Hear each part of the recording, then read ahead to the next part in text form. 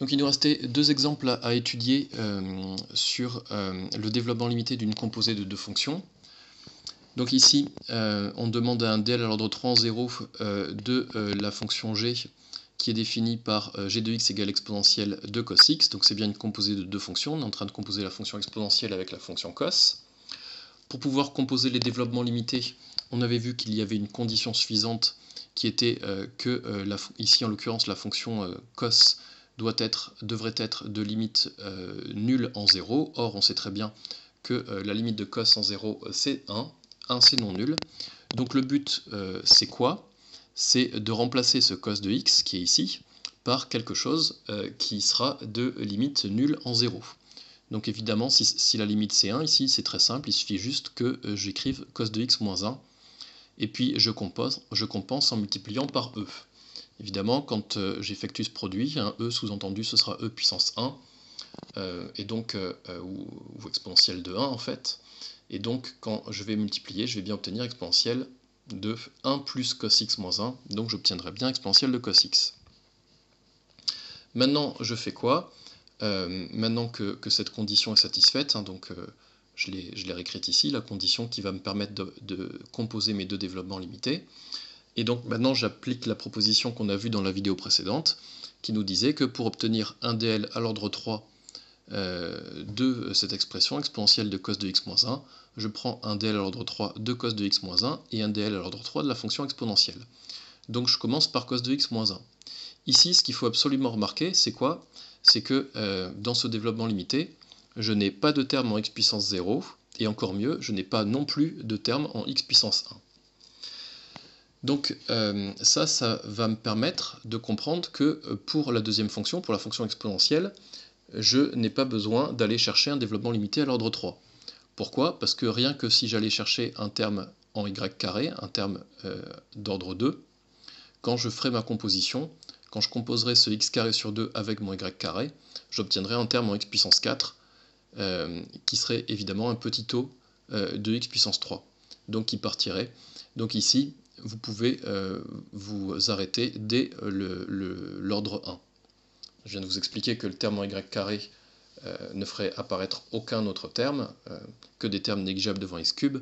Évidemment, il va de soi que, a fortiori, le terme en y cube aussi. Donc ici, évidemment, vous allez me dire à quoi ça sert, puisque de toute façon, le développement limité de la fonction exponentielle, on est censé le connaître par cœur, et ça ne fait pas plus d'effort de l'écrire à l'ordre 1 ou à l'ordre 3.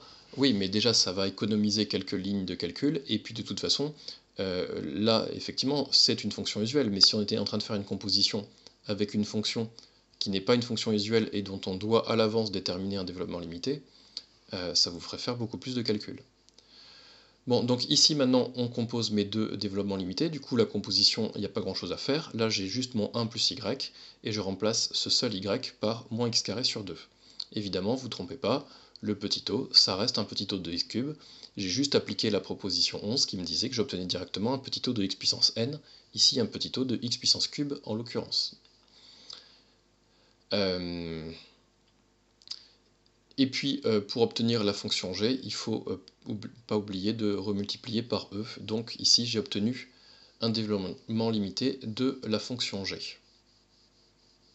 On continue, on vous demandait un développement limité à l'ordre 4 en 0 de la composée de la fonction racine carrée avec la fonction cosinus hyperbolique. Encore une fois, la fonction cosinus hyperbolique n'est pas de limite nulle en 0. Donc je vais remplacer ch de x par ch de x moins 1 et je vais tout bonnement compenser avec un 1 plus. Donc j'aurai racine de 1 plus racine de ch de x moins 1. Je commence par un dl de ch de x moins 1 à l'ordre 4 évidemment. Et puis ensuite ici vous voyez que il me reste racine de 1 plus y. Racine de 1 plus y c'est 1 plus y à la puissance 1,5. Donc on connaît un développement limité en 0 de 1 plus y à la puissance alpha. Donc je l'ai écrit ici. Et encore une fois, vous voyez que le terme de plus bas degré ici, c'est du x carré. Et donc ça ne servait à rien d'aller chercher un terme en y cube, puisque composé avec le x carré, ça m'aurait donné du x puissance 6. qui serait partie évidemment dans le... enfin, x puissance 6 est négligeable devant x puissance 4. Donc on s'arrête à y carré. Ce terme-là n'est pas superflu, puisque quand je vais composer le x carré avec le y carré, je vais bien obtenir du x puissance 4. Et ici, donc, j'ai renoté la condition qui me permet de justifier que j'ai le droit de composer mes développements limités.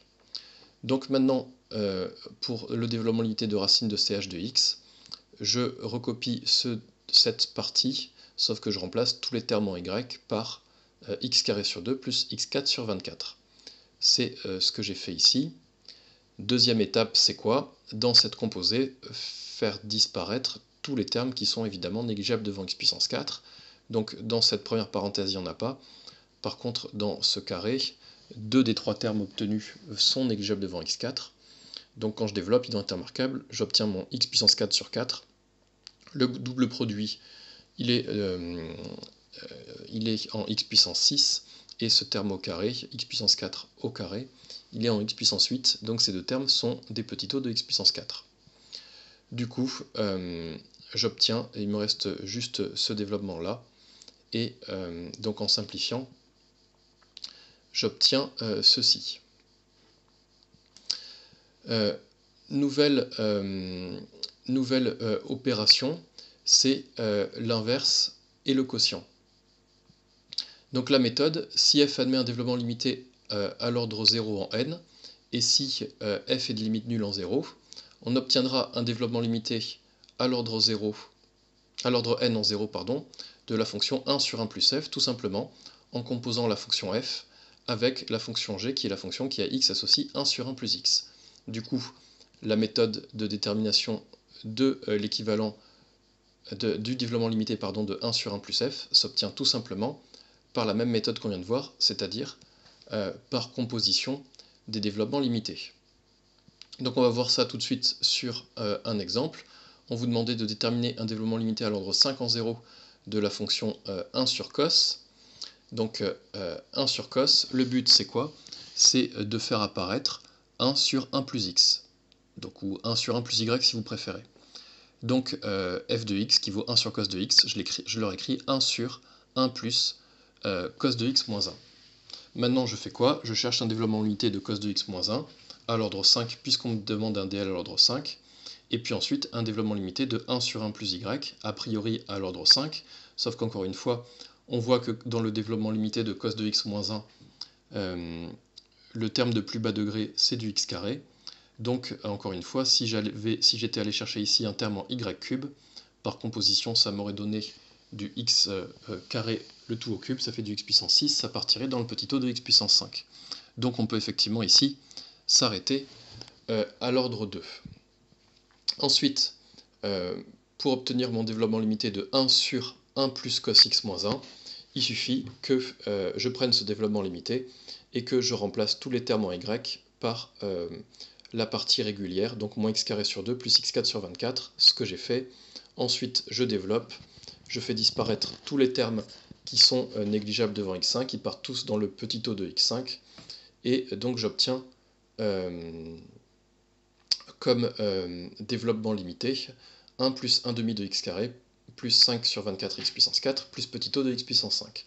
Donc ça, vous avez bien compris, le but c'était que ma fonction, par exemple 1 sur cos, le but c'était d'essayer de la réécrire sous la forme 1 sur 1 plus une autre fonction, pour pouvoir faire une composition avec la fonction qui à x associe 1 sur 1 plus x. Ensuite, on me demandait d'en déduire un développement limité à l'ordre 5 en 0 de la fonction tangente. C'est très simple, puisque j'ai un dl de la fonction 1 sur cos, il suffit juste de prendre un dl à l'ordre 5 de la fonction sinus, et de faire un produit de développement limité, qui s'obtient, on l'a vu, en multipliant les deux parties régulières de mes deux développements limités, et en ne conservant que les termes de degré inférieur ou égal à 5.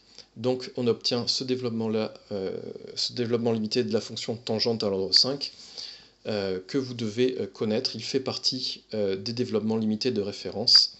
Je ne l'avais pas écrit précédemment, mais donc celui-là, vous devez le connaître, et il suffit que vous le connaissiez à l'ordre 5.